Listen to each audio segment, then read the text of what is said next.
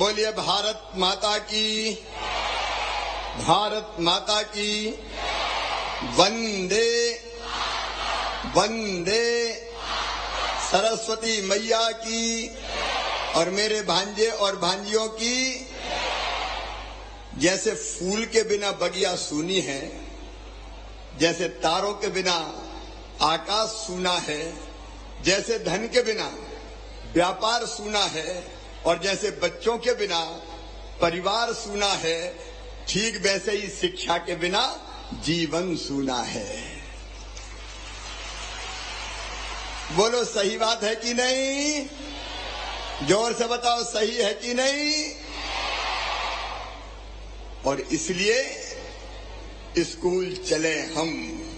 अटल जी ने इस अभियान को 23 साल पहले स्कूल चले हम शुरू किया था और उन्होंने कहा था सवेरा हो गया है, चिड़िया घोंसलों से निकल रही है, स्कूल की घंटियां बज गई है, बच्चे स्कूल जा रहे हैं, हम भी तैयार हैं, स्कूल चले हम, मिलकर स्कूल चले हम।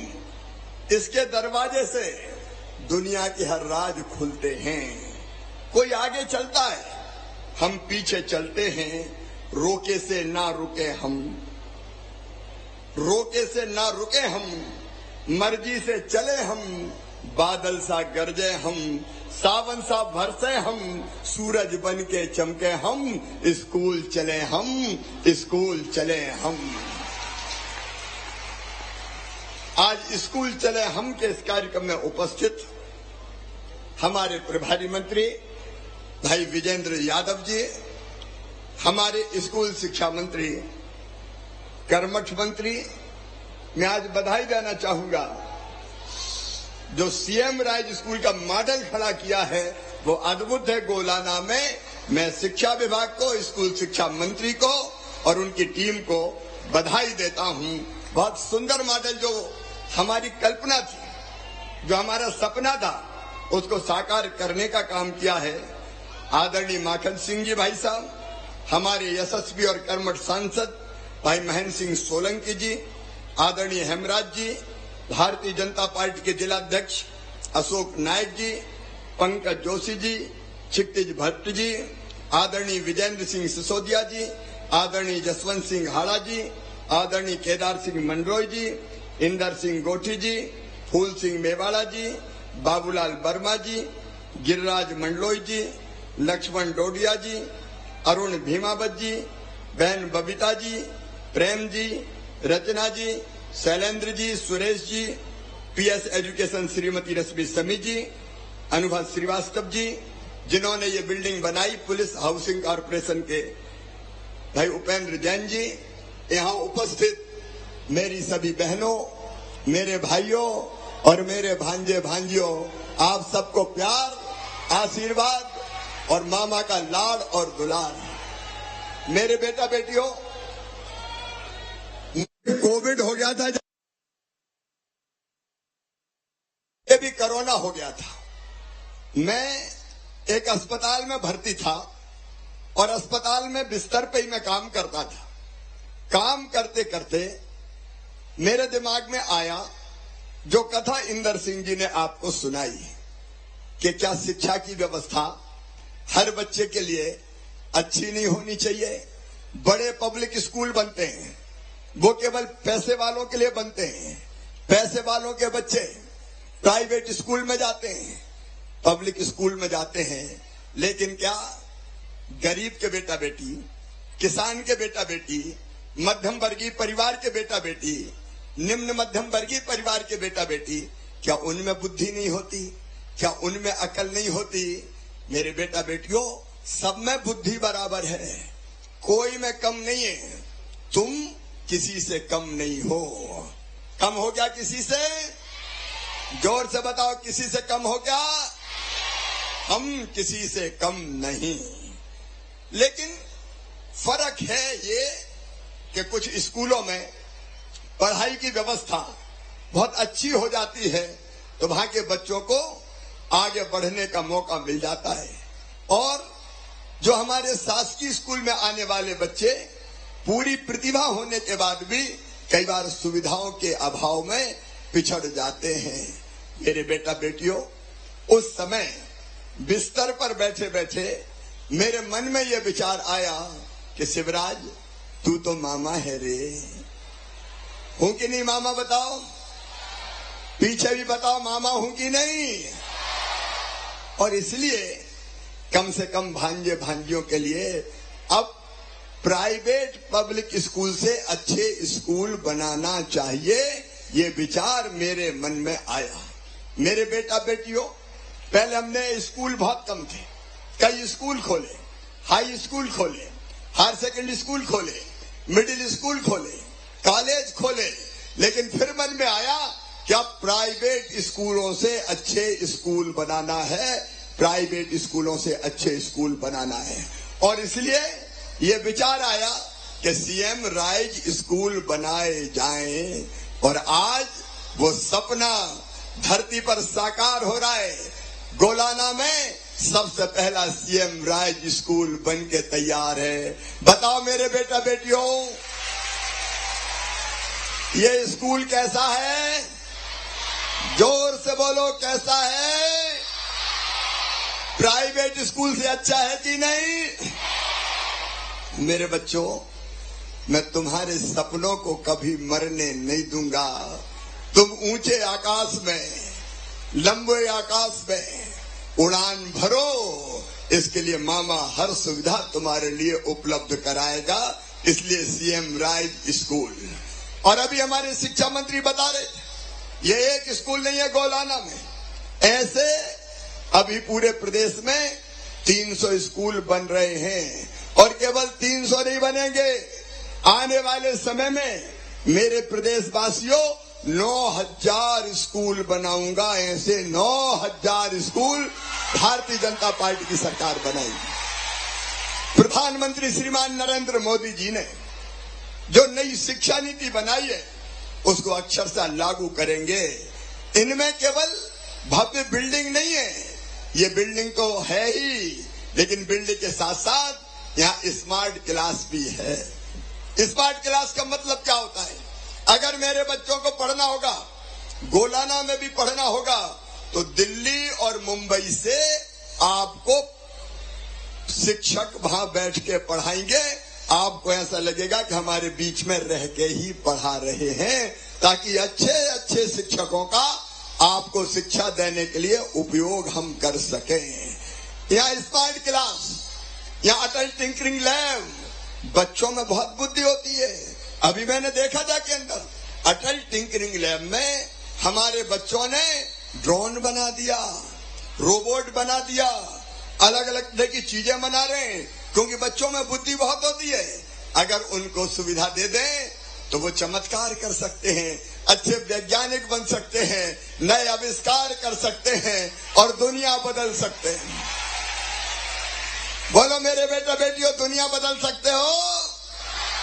हम दुनिया बदल देंगे, मध्य प्रदेश को भारत में और भारत को दुनिया में श्रेष्ठ बना देंगे, भारत को दुनिया में श्रेष्ठ बना देंगे। और यहाँ अटल टिंकरिंग लैब, यहाँ कला, यहाँ डांस, यहाँ संगीत, यहाँ क्राफ्ट, यहाँ पढ़ाई के लिए अच्छे कमरे, यहाँ स्मार्ट क्लास, यहाँ खेल का मैदान, यहाँ लैब, यहाँ लाइब्रेरी। मेरे बेटा बेटियों, ऐसी सुविधा जो दुनिया के किसी भी अच्छे से अच्छे स्कूल में होती है, अब सीएम राइज स्कूलों में होगी। तेजी से ये स्कूल बनेंगे। बोलो बनना चाहिए सीएम राइज स्कूल, तो बोलो भारत माता की। अब तेजी से इस काम में लगे हैं। मेरे बेटा बेटियों, तुम ध्यान से पढ़ो, मेहनत से पढ़ो। हमारी कोशिश है कि हमारे बच्चों की पढ़ाई में कोई बाधा किसी भी कीमत पर ना रहने दें। मैं स्वामी विवेकानंद की कुछ पंक्तियां तुम्हें सुनाता हूं, ध्यान से सुनना। सुनोगे? जोर से बोलो। वो पंक्तियां मुझे भी बहुत प्रेरणा देती है। स्वामी विवेकानंद कहते थे, तुम केवल 3.5 हाथ के हाड़ मास के पुतले नहीं हो, तुम ईश्वर के अंश हो, तुम अमृत के पुत्र हो, तुम अनंत शक्तियों के भंडार हो और तुम अमर आनंद के भागी हो। दुनिया में कोई काम ऐसा नहीं है कि जो तुम ना कर सको, तुम सब कुछ कर सकते हो। और इसलिए कर सकते हो कि नहीं बताओ, जोर से बताओ। और इसलिए निज को तू जान, जरा क्षमता पहचान, तेरी आत्मा में स्वयं भगवान है रे। मेरे बेटा बेटियों, आज पूरे प्रदेश में स्कूल चले हम अभियान चल रहा है। हर स्कूल में, जैसा बता रहे थे शिक्षा मंत्री, कई लोग आज बच्चों को पढ़ाने गए हैं। हम ठीक से पढ़ेंगे और पढ़ाई में सुविधा की कमी तुम्हें मैं रहने नहीं दूंगा। 8वीं तक स्कूल की किताबें, यूनिफॉर्म की व्यवस्था, दूसरे गांव जाना पड़े अपने गांव से पढ़ने तो 5वीं पास करके 6वीं जाएंगे तो भी साइकिल, 8वीं पास करके 9 जाएंगे तो भी साइकिल। इस साल साइकिल नहीं दूंगा क्योंकि साइकिल खरीदने में देर होगी। तो 4,500 रुपया बच्चों के खाते में, जो दूसरे गांव स्कूल जाते हैं उनके खाते में डाले जाएंगे ताकि वो अपनी मर्जी की साइकिल अपने मम्मी पापा के साथ खरीदने का काम कर सके। और केवल इतना ही नहीं, तुम ढंग से पढ़ते जाओ, बाकी सब व्यवस्थाएं भी करूंगा। अभी 20 तारीख को जिन बच्चों ने 12वीं में 75% नंबर लाए हैं, उनको मामा क्या दिलवाएगा? जोर से बताओ। उन बच्चों को लैपटॉप के लिए 25,000 रुपया खाते में डलवाऊंगा। और 12वीं में अपने अपने स्कूल में जो बच्चे गांव के स्कूल में हो या शहर के स्कूल में हो, जो बच्चे पहले स्थान पर आए हैं, उनको मामा क्या दिलवाने वाला है?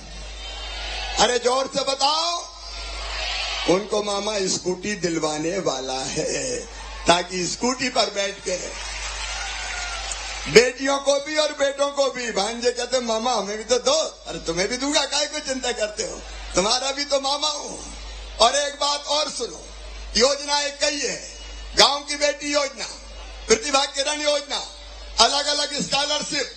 लेकिन आज मेरे बच्चों, मैं तुमसे यही अपील करता हूं, अगर 12वीं में 70% तक तुम नंबर लेके आए और तुम्हारा एडमिशन, ध्यान से सुन रहे हो मेरी बात, सब ध्यान से सुन रहे हो? देखो बच्चे बच्चे हैं, इनमें कोई जाति समाज का भेद नहीं। सामान्य वर्ग के हो, पिछड़े वर्ग के हो, एससी हो, एसटी हो, मेरे तो सब भांजे भांजी हैं रे।